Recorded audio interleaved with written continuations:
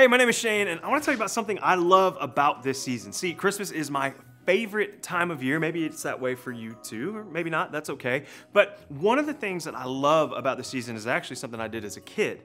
And that was wake up Christmas morning and then rip into whatever presents I did get that year that were under the tree.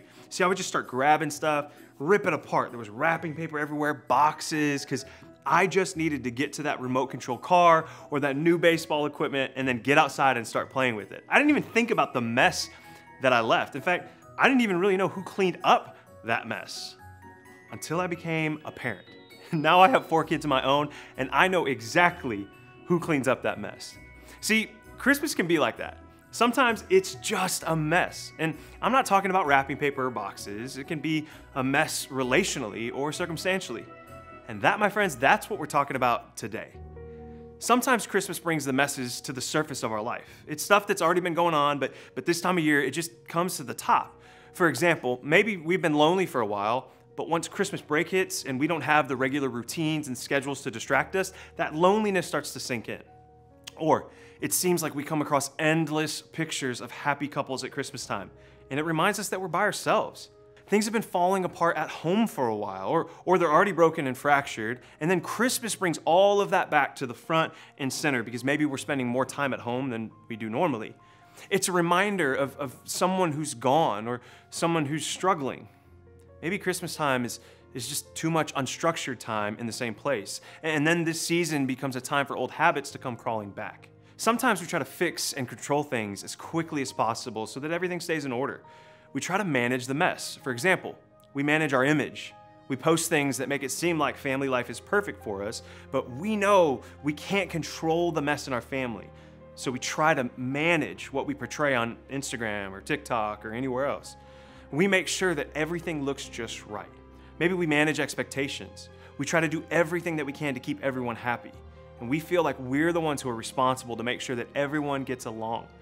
Maybe you're in the middle of 2 divorced parents and you feel the need to keep the peace at Christmas time and you feel like it's your responsibility. Sometimes we try to manage relationships. We use all kinds of tactics to try to get people to do what we want them to do. We manipulate and we say things like, "I can't believe that you would act like that." Or we tell our parents, "You're ruining my Christmas break." We play the victim, we ignore people, we yell at people, whatever it takes to manage the people around us. Or we try to manage our behavior. Maybe some of you find control by doing everything perfectly. You do exactly what your parents expect from you. Maybe some of you are the opposite. You act out in negative ways in order to show the authority figures in your life that they're not in control of you. I mean, this list could go on and on. We all have ways of managing the messes, especially during the holidays. But the good news is that what we're going to talk about today, it's not only helpful in the areas where we try to manage the messes, it's helpful in all other areas of life too. And it has the potential to really change the game on how we view things this Christmas season. If you're unfamiliar with the Bible, no worries at all. I'm gonna bring you up to speed really quickly. It's divided into 2 sections. There's the Old Testament and there's the New Testament.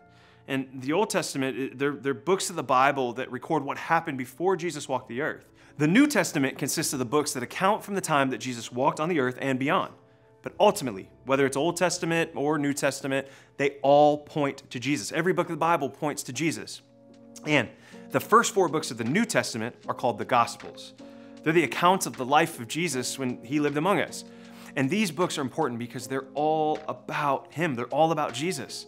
And this is huge because Jesus was God. Jesus was God in a human body. So if we want to see what God is like, all we have to do is look at Jesus. And Matthew is the first gospel. And in it, Matthew records what happened after Jesus was born. Let me break it down like this. It's the traditional Christmas story. That's chapter 1 of Matthew. If there's a nativity scene at your grandma's house or somewhere else, that's what chapter 1 is all about. Jesus is born in a cave.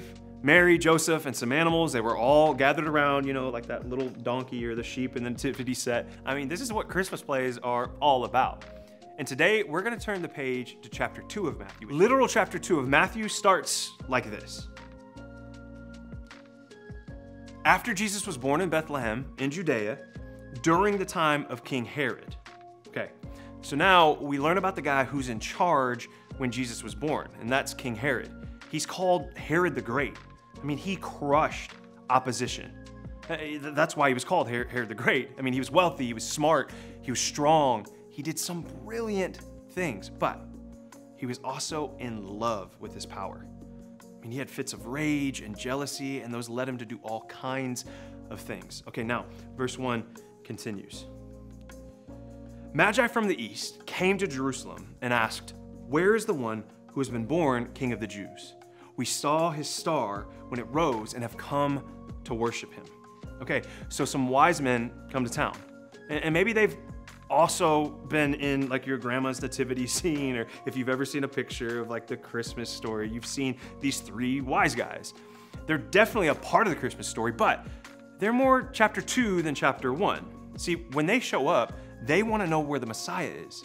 The Messiah is the leader that the Jewish people had been waiting for, that would solve their problems and would help them break free from the people that ruled over them. I mean, the Messiah was a really big deal, and Jesus is that Messiah, and he came for all people. Now, stop and think about that for just a second. Jesus, who is God in a human body, like I said earlier, Jesus came to earth. Like, God came to earth and dealt with all the human things that you and I deal with. I imagine Jesus dealt with things like bruises, stress, puberty, even pimples. In fact, after Jesus came to earth, lived, died, and then came back to life, one of his earliest followers explained it all this way. This follower's name was Paul, and he wrote it down. Let me read it to you. In his very nature, he was God. Jesus was equal with God, but Jesus didn't take advantage of that fact. Instead, he made himself nothing. He did this by taking on the nature of a servant. He was made just like human beings. King Jesus came with humility in order to help us. And as we go back to the Christmas story, that's who the Magi are looking for. They're asking, where's Jesus, the man that people are expecting to save and lead them, the Messiah, like we just talked about. We want to worship him. Well, Matthew continues. When King Herod heard this, he was disturbed. And by this, Matthew means the news that another king had been born. Because just like that, the current king is now threatened. Herod was in charge, and now there was competition. I mean, there can't be two kings. The last thing Herod wanted was to lose control. His control of the kingdom, his future, his wealth, and his power. So he panicked. And now, wait, before we judge, let's all admit that in some ways, you and I, we do that too. I mean, we try to manage the mess, and when we feel like we're losing control, especially control of what's going on around us, we don't like it.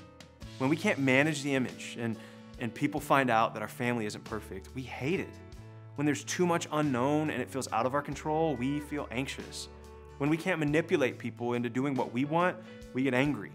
When we can't make everyone happy and be everywhere at once, we feel overwhelmed. We don't like our sense of control being messed with. And that's what happened to Herod. In fact, Herod slowly started unraveling. He went to the wise men with a really sneaky plan. He sent them to Bethlehem and said, "Go and search carefully for the child. As soon as you find him, report to me so that I too may go and worship him." Okay, Herod obviously had no desire to worship Jesus. I mean, he would have immediately had Jesus killed. Let's just be honest about it. And the good news is the wise men never came back to Herod, and they never sent him a report. All they did was see Jesus, celebrate him, and then they went back to their hometowns. And when Herod realized that his little plan didn't work, he absolutely lost it. And he did something so horrible. Like, it turns my stomach to even think about. He ordered for kids 2 and under who could possibly fit Jesus' description, he ordered that they should be killed. Was his plan successful? Of course not. Did it create a lot of pain and chaos? Absolutely. Now, I want to be really clear. I know Herod's example, it's really extreme, but there's something in the story that we can't miss. Herod represents what happens when we try to be Lord of our own lives. When you think about it, this story is really a tale of 2 kings. King Herod was concerned about losing his throne. He wanted to protect and maintain it. But King Jesus arrived in a manger to invite everyone to a new and better kingdom. King Herod created a temporary, fear-based solution, but King Jesus came to offer a permanent solution to rescue the world from chaos. King Herod made things messier. King Jesus came to bring peace. King Herod felt threatened by Jesus, but King Jesus felt no threat. He came to help Herod and all of humanity get rid of those unhealthy things in his heart and our hearts and become the fullest version of ourselves. When we think that following Jesus is about losing ourselves, it can feel threatening. But when we realize that Jesus came so that we could finally have real joy, peace, hope, and love, that is when everything changes. Herod obviously never realized this, and his life ended in a sad way. He was never going to be king forever, no matter what he tried. I mean, he wanted to make it all happen on his own. He tried to manage the mess, but it didn't work, and it never does. And the same that was true for him that first Christmas is true for me and for you today. Think of it this way. You weren't meant to be the one that keeps it all together. You weren't meant to be the master of the mess. You want to fix things and control things. Me too, I get it. But that's what makes Christmas so powerful. It's not about us keeping things together in our own power. It's about focusing on the one and only one who can truly lead us to life the way that it's supposed to be. It's the King who was born and placed in a manger, the King who, out of love for you and for me, came and moved into our neighborhoods, came and lived with us.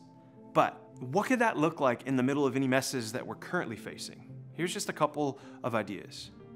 Maybe for you, you could decide to loosen your grip.